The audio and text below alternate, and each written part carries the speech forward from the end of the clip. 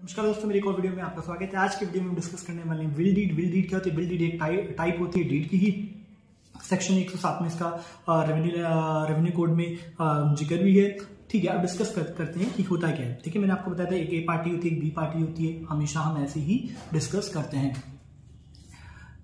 जो ए party B party को transfer करती है तो वो डीड बनती है। लेकिन अब यहां क्या होता है, विल में क्या ट्रांसफर होता है? विल में ना ही राइट ट्रांसफर हो रहा है, ना ही प्रॉपर्टी ट्रांसफर हो रही है। यहां पे क्या ट्रांसफर है? यहां पे सिर्फ डिक्लेरेशन दी जा रही है कि भैया ऐसा होगा, मेरे मरने के बाद ये प्रॉपर्टी इसको दी जाए। मतलब ऑनरशिप की ट्रांसफर की बात हो रही है कि नहीं जा रही है, सिर्फ डिक्लेरेशन दिया जा रहा है कि मेरे मरने के बाद ऐसा इनको ये प्रॉपर्टी दे दी जाए।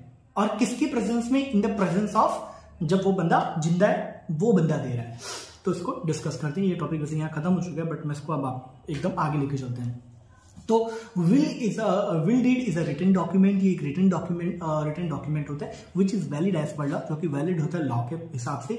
इन विच, जिसके अंदर देर इज अ डिक्लेरेशन, जिसके अंदर डिक्लेरेशन होता है। इन विच देर इज अ डिक्लेरेशन, जिसके अंदर डिक्लेरेशन होता है transfer of property, transfer of property right, या ट्रांसफर ऑफ प्रॉपर्टी। ठीक है, ट्रांसफर होने की प्रॉपर्टी या प्रॉपर्टी के राइट को after the death of will maker, मतलब जिसने वो विल बनाई है उसके मरने के बाद। In the presence of will maker, presence में विल मेकर के, that land will B enjoyed और ट्रांसफर्ड टू वूम। ये लैंड किसको दे दी जाएगी, एंजॉय की जाएगी, किसके द्वारा?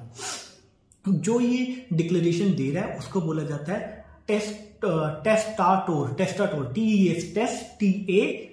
टेस्टाटोर बोला जाता है। और जिसके पास लैंड जाती है उसे बेनिफिशियरी बोला जाता है। And there is no exchange of money, इसमें कोई एक्सचेंज ऑफ मनी नहीं होता है बिटवीन टेस्टाटोर एंड बेनिफिशियरी। तो अगर मैं बोलूं if land declaration is given by testator, that land will be transferred later on to this person, to this beneficiary, known as will deed. इसे विल डीड बोलेंगे। एक लाइन फिर से बोल लेते हैं। Will deed is a written document which is valid as per law, in which there is a declaration from testator that land will be transferred to this beneficiary after his death in the presence of testator without exchange of money, known as will deed। इसे will deed कहते हैं। तो इसके अंदर भाई दो चीज होगी, एक टेस्टाटोर हो गया, एक बेनिफिशियरी हो गया। ठीक है, ये कब विल डीड कब वैलिड होती है? विल डीड तब वैलिड होती है जब ये साइन होती है दोनों पार्टीज के द्वारा, दो विटनेस के सामने। कब होती है? जब ये रजिस्टर्ड होती है कोर्ट में, सिर्फ रजिस्टर भी कराना पड़ेगा तभी ये वैलिड होती है। इसमें किस तरह के राइट मिलते हैं? इसमें कोई तरह का राइट नहीं मिला है। अगर विल बनी है तो अभी कोई राइट नहीं है, आपके पास कोई राइट नहीं है। वो प्रॉपर्टी अभी टेस्टाटोर के पास ही है। उसके डेथ के बाद, एक्सपायर होने के बाद वो आपको मिलेगी और तब आप उसे यूज कर सकेंगे, लीज कर सकेंगे, मोर्गेज कर सकेंगे, सेल कर सकेंगे, लेकिन अभी कुछ नहीं कर सकते हैं। ठीक है, एसेंशियल्स क्या होते हैं इसके लिए? एसेंशियल्स ये होता है कि टेस्टाटोर कौन है, मतलब कौन विल डिक्लेयर कर रहा है, बेनिफिशियरी कौन है, बेनिफिशियरी कौन हो गया, कौन सी प्रॉपर्टी है, प्रॉपर्टी का डिस्क्रिप्शन हो गया, उसका साइज वाइज क्या है। There is no exchange of money, इसमें कोई एक्सचेंज ऑफ मनी नहीं होना चाहिए। ऑनर जो है जिंदा होना चाहिए, जब वो बना रहा है ऑनर जिंदा होना चाहिए, रजिस्टर्ड होनी चाहिए। ठीक है, तो ये सारी इसकी मैंडेटरी रिक्वायरमेंट्स है, तभी ये विल डीड बनती है। अब इसको ड्राफ्ट कैसे किया जाता है? तो ड्राफ्ट करने का सिंपल सा तरीका है।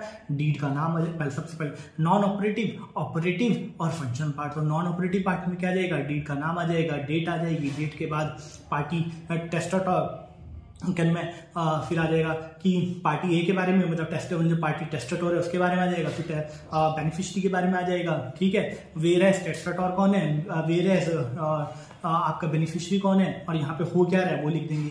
फिर हम आ जाएंगे नॉन ऑपरेटिव पार्ट में। जब हम नॉन ऑपरेटिव पार्ट में आएंगे तो हम टेस्टाटोनियम लिखेंगे। टेस्टाटोनियम मतलब लिखेंगे this deed is witness of, इसके विटनेस कौन है। फिर हरबेंडस लिखेंगे, हैव एंड होल्ड, मतलब किसके पास ये जमीन है, तो मतलब टेस्टाटोनियम के पास जमीन है। और होल्ड, अब होल्ड किसको दे दिया जाएगा, डिक्लेयर किया जाएगा, इसको दे दिया जाएगा।